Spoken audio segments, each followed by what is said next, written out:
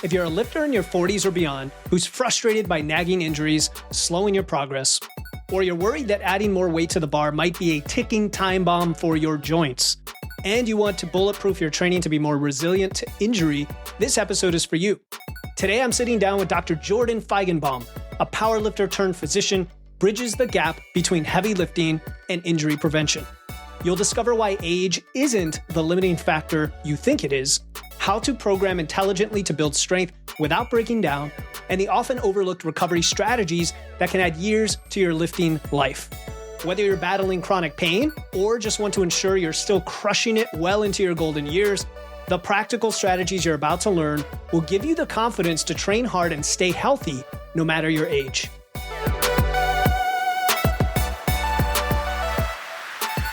Welcome to Wits and Weights, the podcast that blends evidence and engineering to help you build smart, efficient systems to achieve your dream physique. I'm your host, Philip Pape, and today we are addressing injury prevention and longevity for lifters with Dr. Jordan Feigenbaum. Jordan is both a seasoned strength coach and practicing physician. He holds an MD, is an elite powerlifter with one of the top 20 totals of all time, and has tons of experience coaching everyone from everyday gym goers to professional athletes.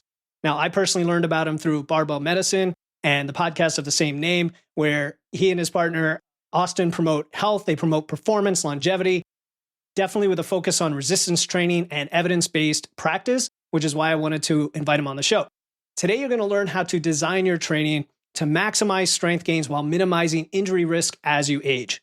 We'll explore the role of recovery in preventing overuse injuries, debunk some myths about lifting and joint health, and give you strategies to build resilience into your training program.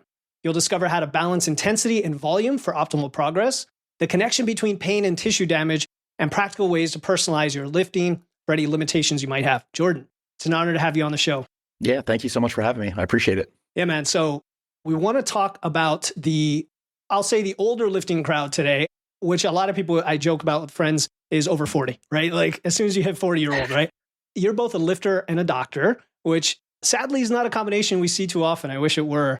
And I'm sure you've seen many older lifters struggle with really wanting to push the heavier weights. They want to push the PRs. Some of it's ego. Some of it is like, we got started late like I did and we're trying to catch up. And there's this fear or sometimes reality of getting injured. So what, in your opinion, is the main differentiator between lifters who continue making progress safely over the decades and those who experience more interruptions related to, say, injury or joint health? Yeah, great question. Maybe we should answer some easy stuff first, like what's the meaning of life, or like, what's the purpose? I love to set a floor for the show, man. No. Yeah, it's interesting. When I think about what sort of predicts, long-term, not only like just longevity as far as being able to participate, period, right? But then also like long-term success, because those are slightly different things. There's definitely benefits from just participation in exercise, resistance training, conditioning, both of them ideally. And then actually making progress within those two pursuits, particularly like improvements in maximal strength, improvements in VO2 max. So there's a difference. You want to do both of those things. So improve, those things and do it for a long period of time. So as far as things that predict, success and longevity, certainly there's a large genetic component to both, which unfortunately, CRISPR is not yet, we can't do that. So not necessarily. Unless you go to China. Yeah, right. Yeah. So maybe in the future, that's going to be a modifiable factor. So genetics are certainly important. Your environment is certainly important, not only like opportunities to exercise, but also just what's happening around you. So some social elements, conditioning wise, as far as, is this a normal thing for people to engage in resistance training and formalized exercise, or, culturally, for example. So it definitely varies.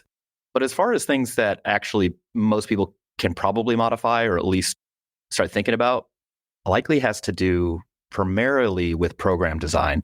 And I think, when people hear that and they start thinking about, okay, so I just need to focus on how do I lay out the elements of my programming, how far down the rabbit hole do we really need to go to give people actionable advice on what to do?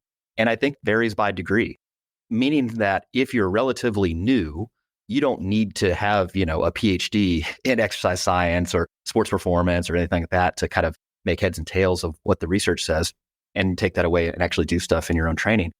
But there are a handful of maybe pillars, if you want to call it that term, or heuristics that are useful. And I think the main things are we need to make sure that the training suits you or is fitted to you or individualized to you for your current level of fitness. So that's thing one. And so unfortunately, when you look up programs that are available online, they're our internet age, they're everywhere, which is great because back when I started lifting, that wasn't the case. If you looked up like, lifting program or powerlifting program, you'd get a handful of results. And I'm not being, not exaggerating. It just wasn't out there. And now the Google will return hundreds of thousands, if not millions of things. And so when you're writing a program for a general audience for their consumption, you're going to, it's like a bell curve, bell distribution. You're going to get a number of folks, but other folks will be underdosed and other folks will be overdosed. And you're kind of just hoping for the best. So that's pillar number one. It's got to be suited to you, the individual, based on your current level of fitness, because that will predict what's your training tolerance. So how much exercise you can do and also your needs, right? So those are two things that are related. Second thing is after making sure that it's appropriately dosed for the individual is going to be that it actually produces the outcomes that are desired. So if we think about this from like a health promotion standpoint, health span and maybe adding on to that lifespan, there are a handful of things we have great evidence on that actually promote sort of improvements in health span, reducing the risk of disease, particularly the burden of chronic disease, developing new chronic disease, and then also improves quality of life, puts life in your years. Those would be things like maximal strength, which you could tack on muscular power to that. Those things are kind of related, obviously. Muscular hypertrophy, another one of those evidence-based goals, and then cardiorespiratory fitness. Now, that's a pretty short list of things, really 3 things, maybe 4, if you say strength and power are different, which, yeah, the scientist in me definitely would want to make that distinction. But people are going to listen to this and they'll say, well, what about stretching? Or what about balance? Mobility, or what about mobility, agility, all sorts of stuff. Sure. Yep. It's not that those things are unrelated to function. So how well you can use your strength, for example, or how you interact with the environment. It's just that they tend to be adequately addressed by programs that improve muscular strength through ways we typically test them. And I make that caveat because it is possible for me. I could put you on a program that was completely isometric, for example, where your muscles don't actually contract and extend. You're just creating force in a fixed position where the muscle doesn't actually move. And so I could say, look, you got stronger, but that's probably not doing anything for your range of motion.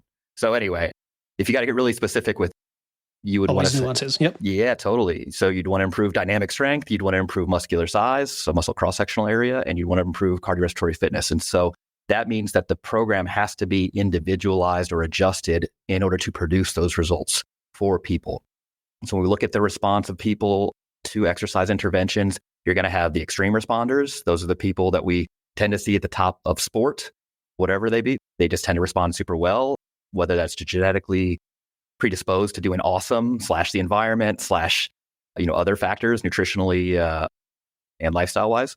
Sure, all of those are related. And then there's going to be this group of people that are termed non-responders who, in some studies, the short-term ones in particular, they actually lose strength, for example, or lose muscle size. And you're like, how is that possible? Because they're actually exercising, just not well suited to that program. So even if it was dosed in a way that they could currently tolerate, kind of met them where they're at, it wasn't enough or wasn't the right type of training to elicit the responses that we need to improve health and ultimately quality of life. So those 2 things right off the bat. And then when we think about how to make sure that goes on for a long period of time, we really just want to avoid the major pitfall when it comes to those who will regularly participate in exercise, which are overuse injuries.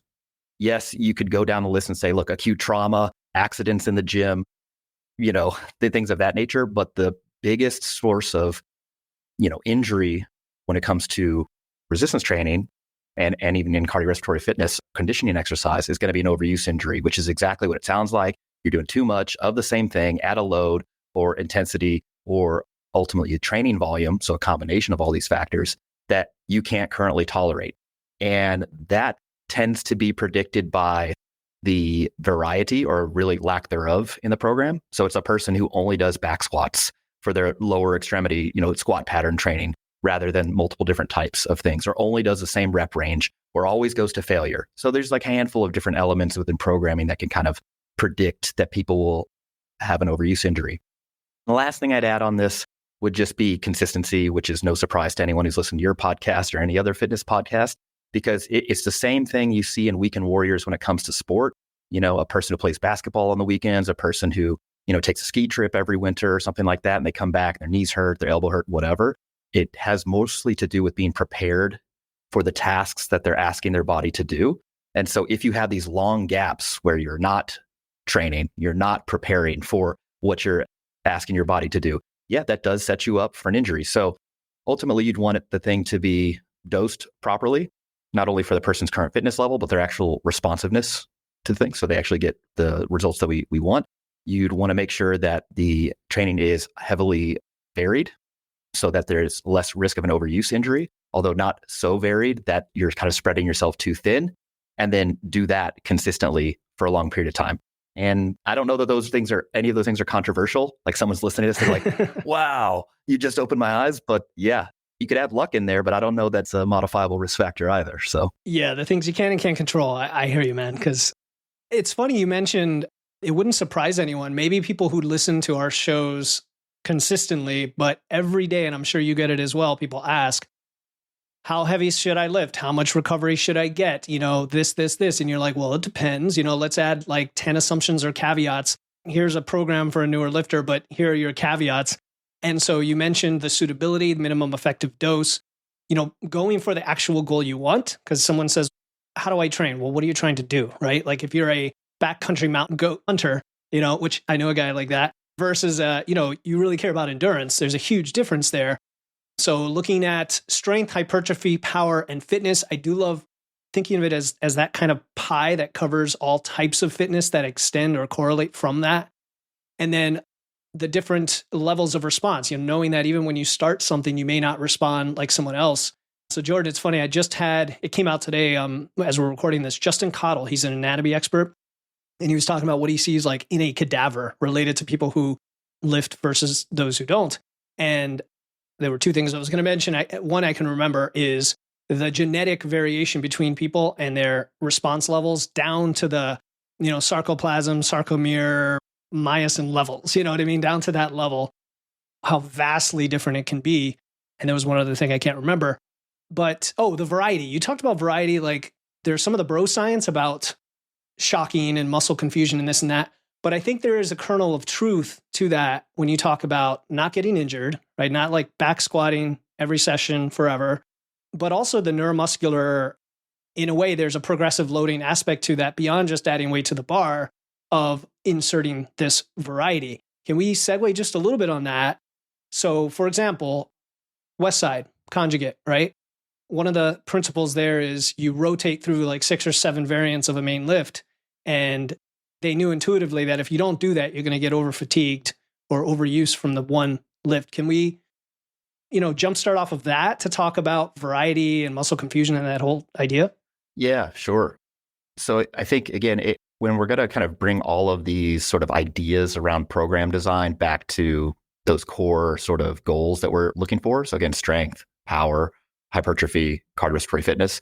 So when you think about exercise selection, exercise mode, so the type of exercise that you're selecting and increasing variety within those domains, what you are really trying to do is use to leverage the body's ability to learn how to move. We call it motor learning, for example. And so some pretty decent evidence in my estimation, particularly with respect to physical task performance, that people learn better when they have an increase in variety of physical tasks that they have to perform, particularly when they're untrained.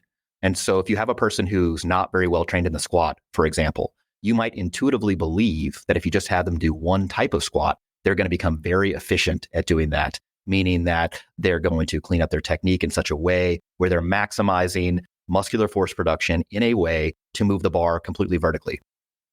And granted, none of these studies have been done on the squat per se, but I think there is. Of course not. It's always the leg press. Leg press, leg extension, or even more dynamic task jumping, stuff like that. The idea is that if you give people slight differences in the movement pattern, and so again, if we use a squat, it's a back squat and then a front squat. Maybe it's a high bar and a low bar back squat, a safety squat bar squat, or a leg press or single leg work, for example. The prediction that we would make based on the current evidence is that people would get better and more proficient at moving their body in space and come up with additional strategies to perform the physical task under periods of fatigue or duress or whatever, which is what happens in a workout anyway, right? And so you just get better at not only like this kinesthetic awareness, where's your body in space, but also you have additional strategies to leverage in order to move the weight, for example. So you not only get more efficient motor learning wise, you can pick things up a little faster, but you also have more resources to kind of use. So that's thing one. You're also distributing the training load, which again is this term referring to not only volume, but also intensity, proximity to failure, frequency, all of the variables that kind of turn the program from this idea pie in the sky to put it on paper. You're distributing it over more and more mass of tissue, right? It's not just always loading the patellar tendon or the ligament in the same way. You're doing it in different ways. And so you give the body a greater opportunity to adapt to those things rather than maybe outkicking your coverage by kind of specializing. That doesn't mean that there's no place for specialization. And so when I think about Westside, I think about, okay, what was Westside like designed for? It's mostly, its original iteration was for powerlifters. And so powerlifter, we know the domains of sport: squat, bench, deadlift, 1 rep, right? And so, in the off season, preseason, before you're like actually going into specified meet prep, yeah, you would have a wide variety of movements. But once you get closer to the meet, you really want to focus in on the, things you need to do on meet day. And so there's times for specificity as well. The problem I see is that people get excited about lifting, which I'm 100% in favor of. I want you to get bit by the bug, but I also don't want people to, perseverate on a single form of a lift, a single rep range, for example, because ultimately I think that increases the risk of an overuse injury. So time for both, being relatively varied, then relatively specific, but taken to extreme for too long on either end, I think you're missing the boat. So one example of being too varied maybe all the time would be like some iterations of CrossFit, and then too specific on the other end would be some type of like the Bulgarian training, where you're maxing out daily, which can be useful in short periods of time.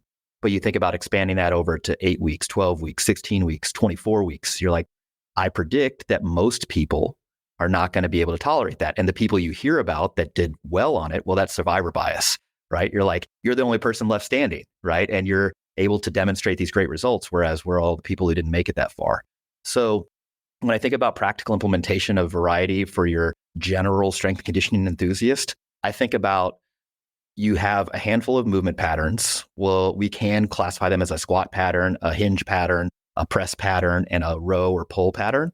And I don't know that there's much benefit to repeating the exact movement more than once per week.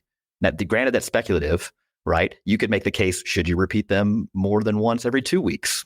We don't know. This is, just more speculation. But when comes time for me to actually generate a program, I think about, all right, this person's going to do a squat type pattern 2 times a week. I'm doing 2 different variations. If it's 3 times a week, 3 different variations. 4 times a week, 4 different variations. And again, you can make them very diverse. So like a back squat versus a Bulgarian split squat versus a step up, you know what I'm saying? That's big variances, or they can be closer. Back squat, low bar, back squat, high bar, 2 count pause squat, back squat. And you're like, okay, these are more similar, but still a little variety. So it just depends on what is the end goal? What are you training for? What gets you up in the morning to go to the gym, for example? And so that's kind of how I think about variety.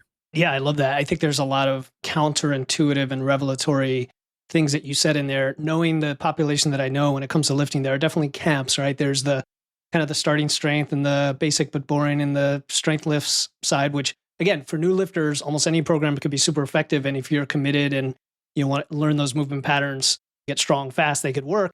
On the other hand, you have, the 6-7 day a week bodybuilding, every single movement's different. And the fact that it's not just about fun, even though that's important, it's also the fact that your body engages in motor learning and you might actually become more efficient at the patterns you ironically are doing less frequently now by mixing it up. It's heartening to people who wonder about that and think, oh, am I just slowing myself down?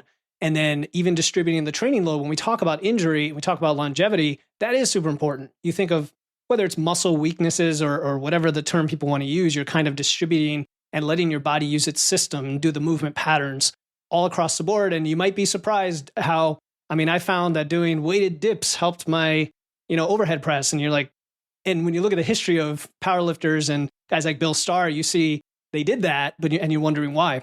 Okay, so Really good stuff. I want to dive in a little bit to the joint health topic or arguments people make. A lot of people are fearful if they're brand new to lifting, they're fearful they're going to get injured just lifting in general because of bad form or what have you, or because it's too heavy or because their bones are going to break because they're now menopausal, whatever it is. Then you have, on the other hand, dedicated lifters who've been doing this for years who are worried about too much repetition of compound lifts and lower rep ranges on their joint health. What does the current evidence say about heavy lifting, in our kind of sphere, and joint health?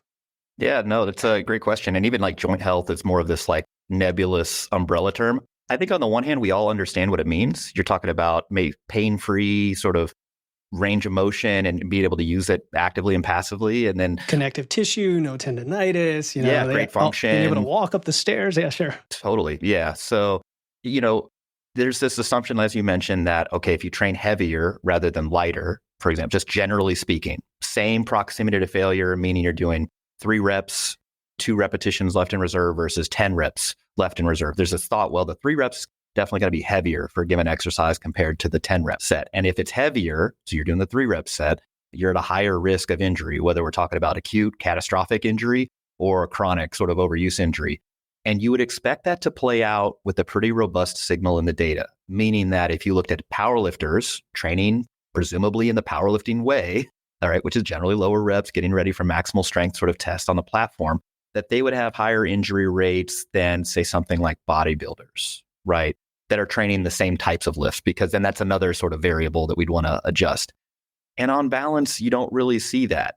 You can look at different data sets and come up with slightly different numbers. But when I look at them, and just with the understanding that if you across all types of training, resistance training, the average injury rate is 2 to 4 injuries per 1,000 participation hours.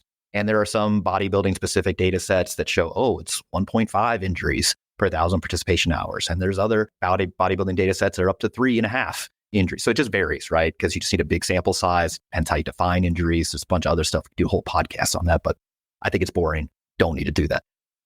And then you look at powerlifting data sets and you see almost a mirror image of that, right? And so then you're like, even if there was a slight maybe benefit or reduced risk of injury in bodybuilding, in my estimation, based on the existing data that we have, it's not robust enough to feel confident in that opinion that heavier is always a higher risk. The biggest thing here, which is not an evidence-based sort of idea, this is more practical experience and the way I think about it. If somebody is not prepared for the task they're being asked to do, I do think that incurs a higher risk. How much higher depends on how far removed that is from their preparation, how novel it is to them. And so there's this kind of like open window theory of risk, meaning that if you're doing something new, you're effectively opening a window, and that window is wide open at first until you get used to it, have some exposure, have some experience with it. And so if it's your first time doing powerlifting training and you're asked to do a 1 repetition, for example, like pretty close to failure, just to see where you're at, and you've never done a 1 rep challenge test before, well, that's probably higher risk compared to somebody that's done single repetition work for, years and years and years, but kind of, you don't need to study to tell you that. That said, if it were inherently risky, meaning just dead bodies everywhere, everybody falling down, you would see that in the literature and not just in the injury data. We're talking about exercise science at large, where they routinely test people's 1 rep max to garner exercise prescription for loads. They'll have elderly individuals, people in their 60s, in their 70s, in their 80s even, and they'll max them out on a leg extension and then say, okay, for the next 8 weeks, we're starting at 65%, then we're going to 70% and 75%. Well, where's that percentage coming from? It's a 1 rep max test. And what do they do? How do they obtain that? At the beginning of the study, when these people were untrained. And again, there's not bodies everywhere, right? So I think the assumption that heavier loads are always more risky doesn't make sense to me for a given exercise. Just the caveat there is you need to be prepared for that, and working up to that would probably be best practices. So I personally wouldn't test somebody's 1 rep max day 1. You could. I think there is some increased risk. I just don't know how big that risk is. And I think it's relatively small compared to the risk of not exercising at all due to fear of injury. But to your point earlier, most people don't exercise, period. And you ask them why, 40% of them will respond, they don't exercise because they're afraid of getting hurt.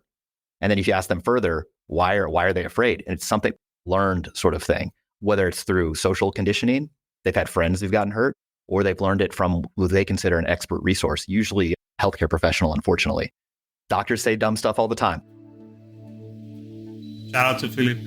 I know Philip for a long time, and I know how passionate he is about healthy eating and body strength, and that's why I chose him to be my coach. I was no stranger to dieting and body training, but I always struggled to do it sustainably. Philip helped me prioritize my goals with evidence-based recommendations while not overstressing my body and not feeling like I'm starving. In 6 months, I lost 45 pounds without drastically changing the foods I enjoy, but now I have a more balanced diet. I weight train consistently, but most importantly, I do it sustainably. If a scientifically sound, healthy diet and a lean, strong body is what you're looking for, Philip Pape is your guy. It's true. That's why I like guys like you on the show. We need more doctors who know their stuff and lift. Yeah. I'm just not convinced that the load itself is particularly risky. Even in like subgroup analysis and some of these studies where they look at like, well, what about just the competition period only? If we isolate just the competition period, so at a meet or the last few weeks before a meet where the loads are heavier compared to generalized training, is there a higher injury incidence? Not really. In Olympic weightlifting, in powerlifting, and you're like, well, how confident am I in this claim that heavier weights are generally more risky? And I'm like, I don't think they are. I think there's maybe a little kernel, a nugget of truth in there saying that if you compared a set going all the way to failure versus a set that's like 3 or 4 reps shy of failure, I think the set that's a few reps shy of failure is probably less risky due to the fatigue stuff that happens later on, as you get closer to failure, all the way to failure. And maybe that sort of the effect that we're seeing in the injury data, if any. But even then, we're not talking about this huge, like cataclysmic effect. Again, otherwise you'd see bodies, right? Yeah, you would. And you'd see people who had back surgeries and knee surgeries who got back into heavy lifting and do really well, not be able to do that. I think, it's super helpful. One of the most interesting studies on this has to do with people who don't exercise. They're insufficiently active. I prefer that to the term sedentary. It makes me feel better just about, how I'm labeling these people. I don't want to say, oh, you're sedentary. It's insufficiently active. We're working on it. You would expect, if you're of this very mechanistic mindset that heavier loading worse, lighter loading better, then if taken to its logical conclusion there, you'd say, well, if the person isn't exercising, they should have That's the lightest load of all. They should have a near zero risk of musculoskeletal injury. Yeah, sure. But that's not the case. In fact, they did this year-long study. They took people, both previously insufficiently active, 2 groups. Half the groups were subject to do 6 hours per week of conditioning. Pretty like moderate intensity conditioning. I think it was at like 75% of their VO2 max. 6 hours a week, which is, pretty significant. Versus people who did no exercise. And the musculoskeletal injury complaint rate was effectively the same between groups. Because there's just this non-zero risk of being a human for injury. Like, people have low back pain, they don't exercise. People have shoulder pain, don't exercise. People have knee pain, they don't exercise. And so you would expect, again, if it was just really tied to loading, just literally the weight on the bar, the weight on the machine or whatever, you would expect it to be significantly higher in folks who regularly challenge their body with weights. But you just don't see that.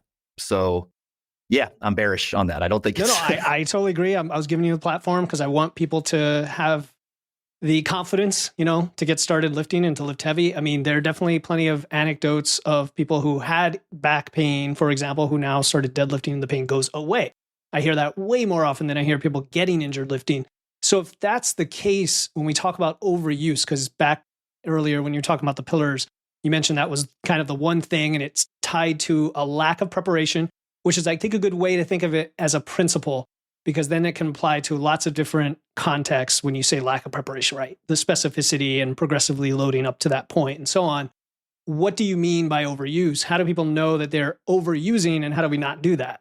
Yeah. Unfortunately, you don't know that you're overusing until it's too late, which is the problem, right? It like declares itself and you're like, dang, that was too much. So people may be familiar with the term like overtraining, which, if you're an exercise scientist. Overtraining, yeah. Yeah, so like words have meaning, and unfortunately, you got to get a little pedantic about it. So like overtraining refers to a syndrome, right? Generally, including endocrinology changes. So like thyroid hormone will go down, cortisol is way up, people have poor appetite, poor sleep, feel irritable, etc.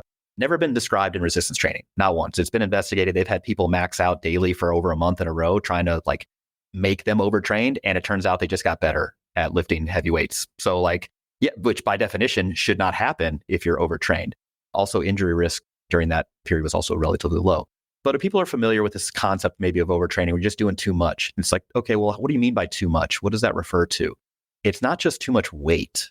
It's a combination of weight on the bar, how close your efforts are to failure, whether it's resistance training or conditioning, and how much of it you're doing. So volume, right? And so that all encapsulates this thing we like to refer to as training load.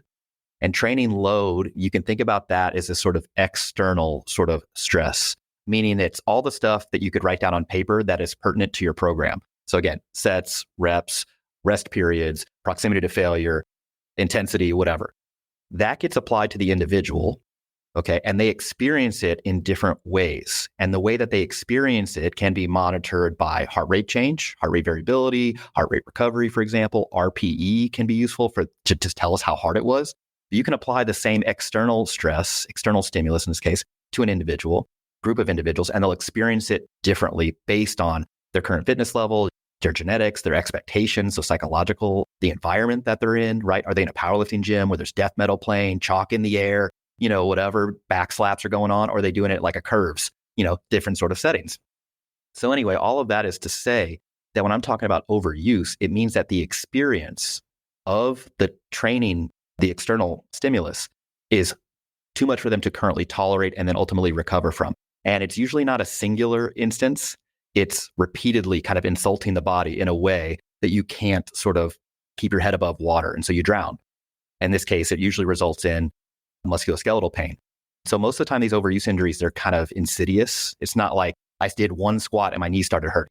That can happen with an acute sort of catastrophic injury. Unfortunately, or fortunately rather, those are relatively rare. So this sort of overuse thing is just too much training load experienced chronically for the individual and ultimately produces these pain syndromes that people have.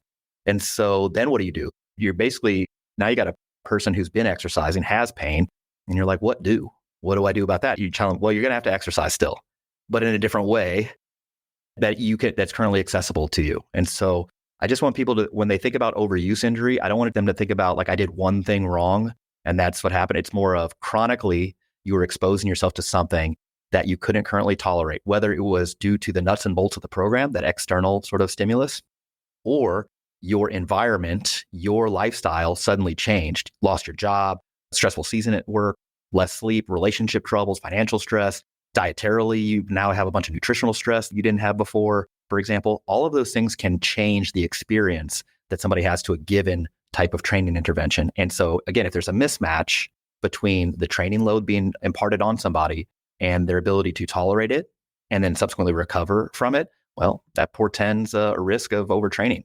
And in this case, we would define overtraining as like the appearance of an overuse injury, even though that's not the classical definition of overtraining syndrome. It's all right. We'll forgive you for that. Yeah. So this is really good because people, I guess, oversimplify the idea of pain and overuse, or maybe they avoid training too hard, thinking that it's going to be a problem. Like you said, it's the total load or stimulus, and it's too much to recover from because of chronic occurrence, and it results in some form of pain, which leads to the question, what types of soreness / pain / some other feeling, and when should people be concerned? Because newer lifters are very confused about that. Like, I talked to somebody the other day, she had a little bit of soreness and it had been one day and it was something new. And I said, is it getting better? Oh, it's getting a little better. I said, okay, I think it's gonna be fine. You're just scared. It's like a new experience to you, but color that for us. Yeah, no, that's a great question. I mean, there's like how sore is too sore, or how often is, being sore a problem. I think maybe one of the best use cases here that's applicable actually to one of the evidence-based goals we talked about in the beginning, hypertrophy. So invariably when people start doing resistance training or really any type of exercise, your risk of soreness goes up, mainly because it's a novel physical task that you're being asked of. And if the muscles are forced to move through a dynamic range of motion, so they're extending and shortening under load, yeah, your risk of having some sort of muscle soreness, whether it's delayed onset muscle soreness or just muscular fatigue or other, that goes up. And that's not unusual. But in the case of hypertrophy, we think that's due at least partially to muscle protein breakdown. Your muscles are made out of protein, water, and some other stuff. And muscular protein breakdown can increase DOMS, delayed onset muscle soreness. But when it comes to hypertrophy, what you're really looking to have happen is that you, over time, you get better at tolerating the exercise, you get used to it, you accommodate the stress, and you get less muscle protein breakdown, which allows the sort of muscle protein synthesis, the recovery efforts, to outpace the amount of muscle protein that you're breaking down. And so that's why when you look at hypertrophy studies, it's very rare, particularly for untrained individuals, that they grow muscle in the first 3, 4, 5, even 6 weeks. Rather, that's like the just keep your head above water, kind of deal with the soreness that you're having. And then after that, you start seeing muscular growth. And so what I predict and kind of how I think about how often should people be sore, how severe should it be, it's that initially having some soreness is fine. And I would expect that on most sessions, in fact, if somebody is very new to training, but that should become few and far between as somebody gets more and more trained. Yes, if you take time off and kind of come back, I would expect a slight uptick. But again, it should be this general trend of waning soreness as somebody becomes more and more trained. And if the dose of training is correct, being actually sore from a workout should be relatively infrequent. If you're never sore, ever, to me, that suggests underdosed training. So it's kind of like an artifact of properly dosed training where you're sore relatively infrequently, but still sometimes, if that makes sense. And at the beginning of that new stimulus or cycle or program. Yeah. Yeah. Or there's an increase in training load, for example, all of a sudden. Yeah, that would all be times where you'd expect an increase in soreness, but it should be generally waning and getting less and less and less with occasional upticks. And as far as when it becomes worrisome, it's when the soreness is out of proportion to what you did. Like you said, I didn't really do that much yesterday. I am cripplingly sore. And it's like, okay, was the environment that you were doing this in very harsh? So it was really hot, humid, for example, underhydrated. This happens all the time in field athletes. Or are you actually sick and you didn't know that and you did the same training? You didn't like adjust that to your current level of fitness on that day. And so you actually had a much higher training stress than you otherwise would have predicted. You experienced a much higher level of training stress. If you were underslept, that can happen too. In fact, lack of sleep or sleep deprivation is a big risk factor for injury incidents, particularly in athletes. Has been most studied in like college-age athletes, for example. So all of those things can kind of tip the scales as far as what somebody's able to tolerate. But ultimately, I would expect soreness, again, to happen sometimes, generally decreasing as somebody becomes more and more trained. And then I only get worried about it if it's out of proportion to what they did, very severely limiting as far as function goes, and or acute. So the delayed onset muscle soreness stuff happens the day after, 2 days after, may persist for a few days, even after that, up to 5 or 6 days. But if it happens like I did one set and now my legs, both quads, for example, are 8 out of 10 pain, that's not soreness to me. That is more suggestive of like, maybe something acute happened, particularly if it persists, it just doesn't go away. I recall one particular study on youth individuals. They were trying to characterize the incidence of injury risk in kids lifting weights. They recalled this one kid who had 30 seconds of 10 out of 10 quad pain that just went away. Like they didn't do anything, it just went away. And they're like, yeah, well, that was an injury that the person had. And we're like, was it though? So it kind of comes back to definitions, like what is an injury? But anyway, again, another podcast. No, we don't need I hear you. I mean, 10 by 10s in CrossFit take me back to when I was sore and probably didn't need to be chasing that soreness. So people don't need. So I want to piggyback off. This is really good. The soreness piece, because then there's the fatigue, magic word fatigue that we use. And I think in one of your Insta posts recently, so I'm going to do an Oprah on you here. I've got some quotes.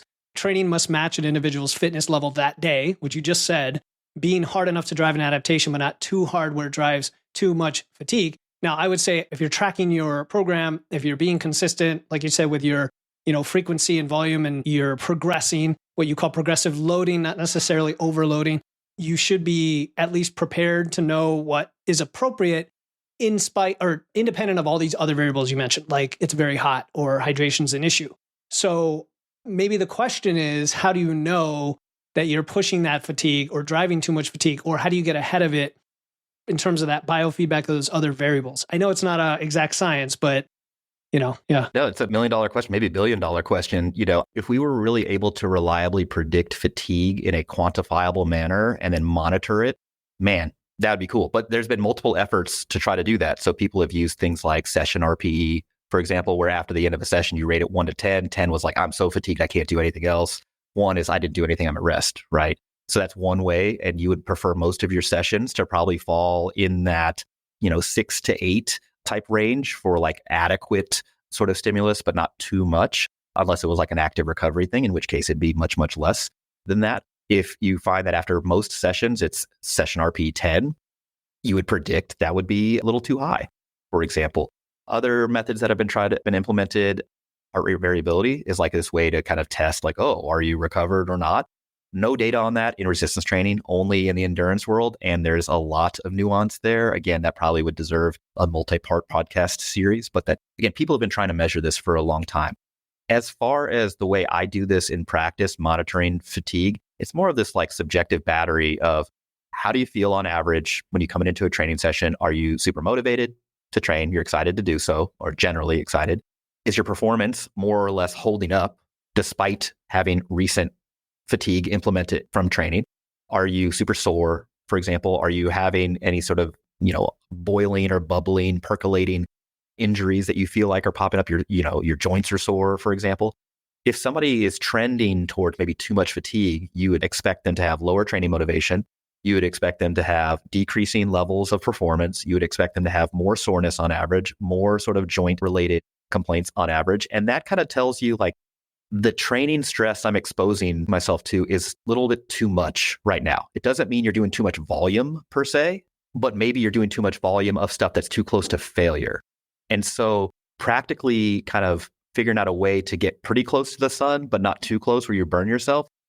I think a concept that could be useful to folks is this sort of therapeutic index for training, meaning that there's a low end, right? Minimal effective dose, if you want to use that term, and then an upper end, maybe that you call that maximal recoverable training load, just to make up terms here.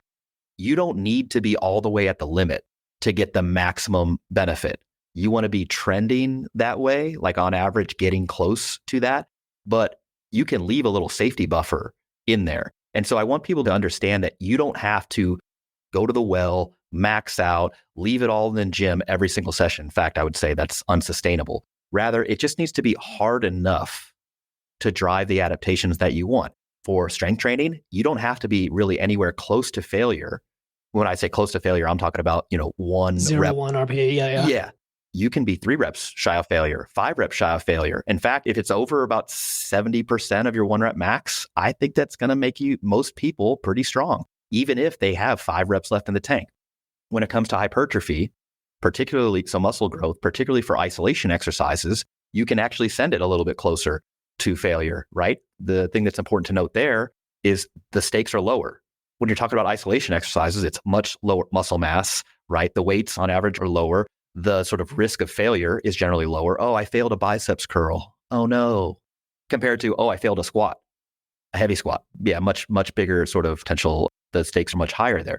So this therapeutic index of like exercise, as I view it, gives us a wide range to sort of get something from our efforts, right? And to maximize that, sure, we want to push it towards the upper end, but I don't know that it's useful to get super close to that top end. Like, what's the maximum amount of stuff I can do? Icarus threshold, yeah. Totally. Yeah, cool.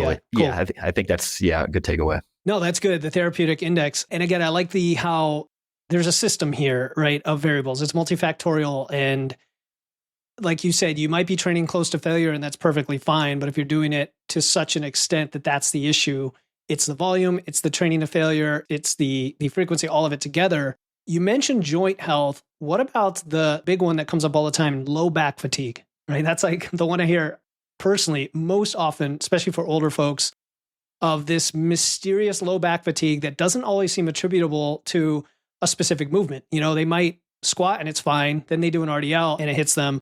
Then they're fine on the next RDL, but it happens after their bench press and they're like, maybe it's my arching.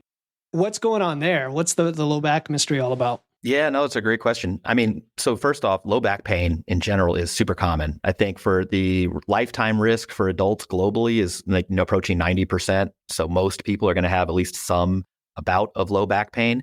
As far as the most common causes of low back pain, yeah, big question mark. We don't know because most low back pain is what's called non-specific. That isn't meant to minimize anybody's experience, right? Doesn't mean that just popped up out of nowhere. We have no idea why or whatever. It just means that it's probably not due to a specific anatomical structure. Like, we got to go, is this a ligament around the spine, for example? Is it a disc related? Is it, related to your hips? for example, it's non-specific, meaning that it's probably a constellation of things and your pain experience is real. It just means that there's not a pain generator that we can localize and need to work on, which on the one hand is good news because we don't need to wait for something specific to heal in order to get back after it. But it's also not academically satisfying or even satisfying to the patient because they're like, well, what's wrong? Why did I have this? But this is a great example of maybe some of that overuse type injury. There's this like threshold of load, training load, or maybe a better way of describing it is like a physical activity load. Or you could even extend that to like physical activity load in a particular environment load, right? Like super stressful environment versus, somebody who's well rested, well fed, and, otherwise sleep, something like that. So if people kind of Icarus flying too close to the sun based on their training, based on their lifestyle or whatever, they may sensitize themselves during particular movements, right? So an RDL in this case, or deadlift in another case, or arching on a bench press. The problem then is like, well, if I'm having pain when doing this, I don't want to expose myself to those positions, which can be problematic because if people's expectation is, you lay down on the bench, you arch, like, ow, pain and extension. I'm sensitive to extension, particularly in this posture. I don't want to do that.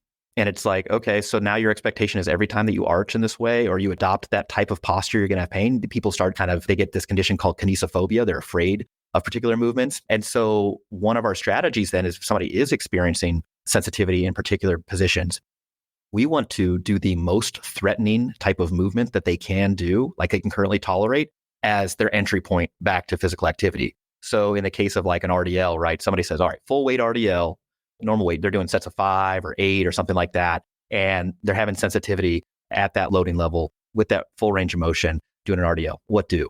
Well, we could increase the rep range, which would lighten the load. So maybe it's a load related sort of sensitivity.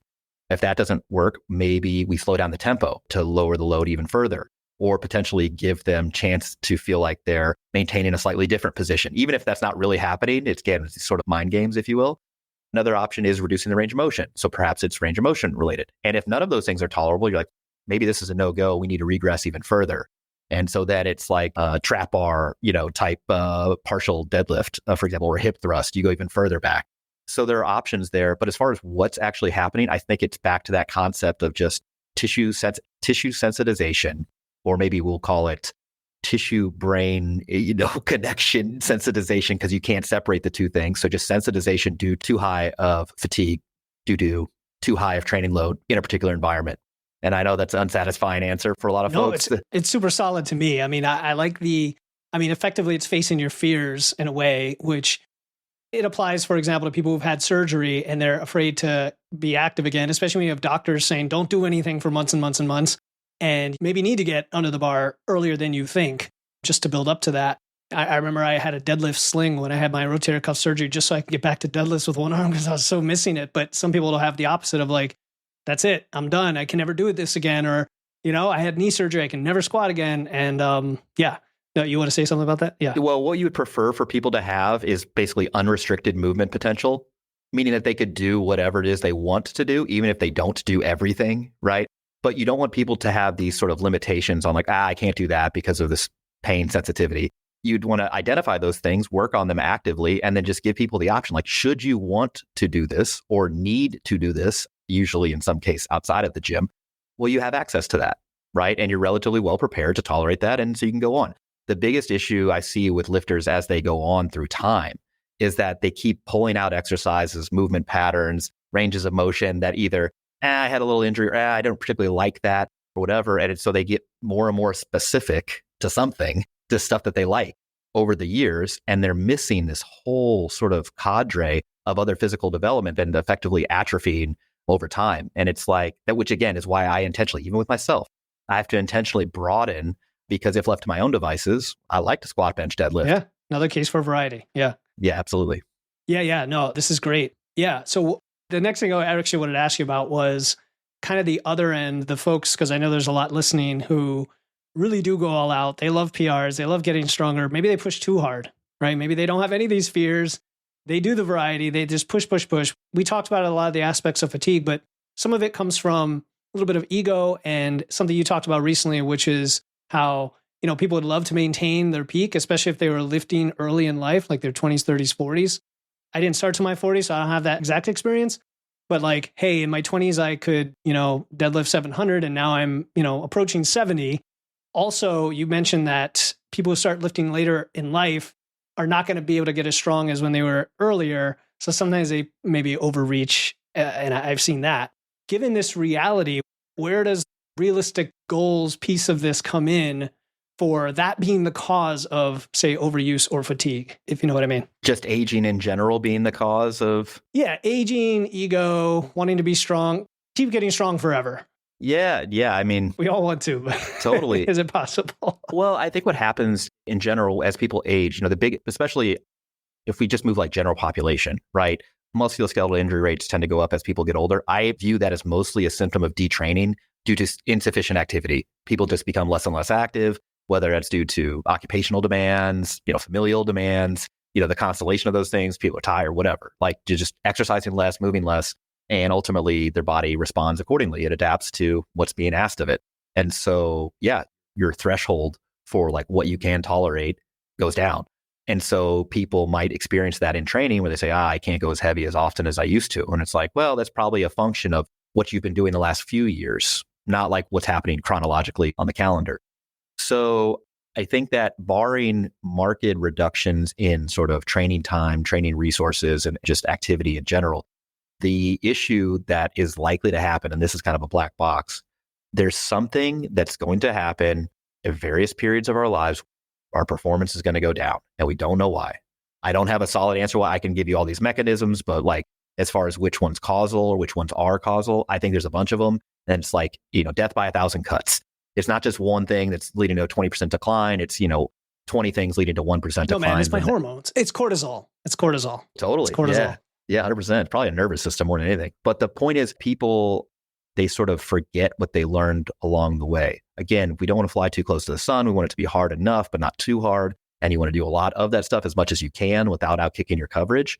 Well, if you're still hanging on to what you were doing 10 years ago, 5 years ago, and that's not who you are presently, again, you're outkicking your coverage. It's the same thing that would have happened if you did the same thing 10 years ago. You have these overuse injuries. And so I think if you stick to the script, if you're like, okay, it needs to be hard enough to develop a training adaptation on this day, and you keep, clocking those wins, punching in, punching out day after day, it is likely you're going to have lots of success in your lifting career. And by success, I mean demonstrable improvements, or as you age, maintenance to the best of our ability with performance, and a relatively low risk of injury, barring terrible luck and or terrible genetics. And so we can't do anything about the genetics, and luck kind of is what it is. But the stuff we can modify is mostly going to be training related. And so I think most people, if they can wrap their heads around some sort of auto regulation on a given training session, can probably avoid most of that. Meaning that if it's a number on the bar you have historically in your brain, that's great. But is that the appropriate load for today? Training is about development. It's not about testing. I don't need to test you every time you're in the gym. Yes, we could do that, but we can do that intelligently at a low stakes sort of situation. So again, rather than 1 rep max all the way to failure, I could do it at 80%, a 1 rep effort. That would give me enough data to say, here's how strong you are today. Meaning that here's how the rest of your loads for this particular exercise should be to be within that therapeutic index, and we can give yourself a little buffer.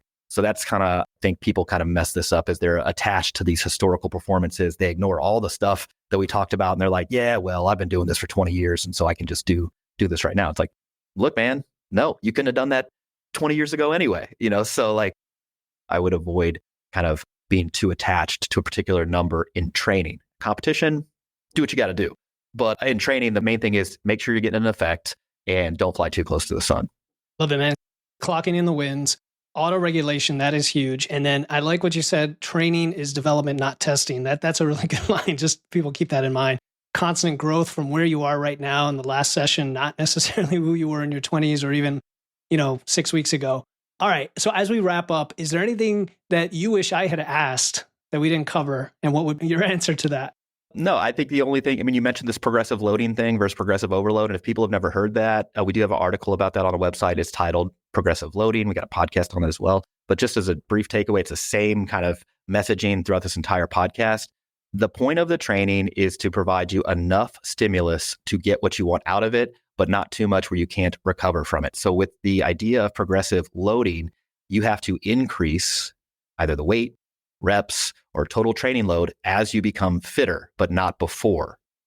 The adequate training stress is there to drive fitness. And once fitness has gone up, then you have to increase the training stimulus, but not before. You get bigger, faster, stronger, so you can lift more weights, go faster, etc. Okay, so it's kind of a chicken and egg situation in my estimation. People want to go increase the weight, increase the reps, or increase the pace before they've actually generated those adaptations. The idea that you have to overload the body. And it's like, it shouldn't actually get any harder. You just got fitter. That Greg LeMond quote, it never gets easier, you just go faster. Well, in this case, it never gets any harder, you just get fitter. And so the load go up, you're able to do more reps, do more sets, et cetera. And so progressive loading, I think, might actually be the key here. People are just saying, I don't know, this auto-regulation shit, like whatever. Progressive loading might be the key takeaway. No, I love it. You train right to the limit of your current capability, that Icarus threshold, not past and not even into that little regime right on the hairy edge where you're just not getting anything out of it. And then that makes you bigger, faster, stronger to do that again over and over, which is awesome. All right, cool. I think we covered a lot about training. I hope people got some really good strategies out of this to modify their approach, because it really comes down to the principles more than like a specific workout program, for example. Where can listeners learn more about you, Jordan? Sure, yeah. Barbell Medicine, you search that on Google, you're going to find all of our stuff.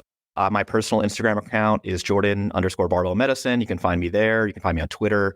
Threads, people seem to like my Threads stuff. I'm a little salty on there. It's just an outlet for me. So if you search Barbell Medicine, you can find all of our stuff, and we'd love to have you part of our community.